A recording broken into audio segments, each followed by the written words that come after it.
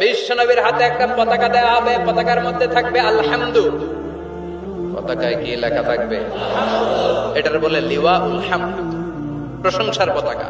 ওই পতাকা নিয়ে বিশ্বনবী গোটা মুসলিম উম্মাহকে নিয়ে, জান্নাতীদেরকে নিয়ে যেতে যেতে জান্নাতের দরজার ভিতরে ঢুকবেন, তখনও পেরেশান।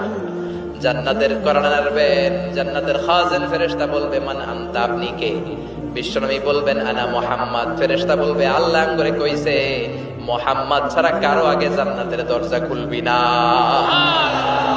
আপনি মুহাম্মদ, আরে আপনার জন্যই তো বসে আছি, আসেন। ফাতিহাল জান্নাহ, জান্নাত খুলে দেওয়া হবে। ফাতারদা, বিশ্বনবী খুশি হয়ে যাবেন। সুবহানাল্লাহ কইবেন না? এজন্য আল্লাহ বলেন ওয়াদ-দুহা ওয়াল-লাইলি ইযা সাজা মা ওয়াদ্দা'আকা রাব্বুকা ওয়া মা ক্বালা ওয়ালাল আখিরাতু খায়রুল লাকা মিনাল উলা। পড়েন ওয়ালা সাওফা ইউ'তিকা রাব্বুকা ফাতারদা। সুবহানাল্লাহ।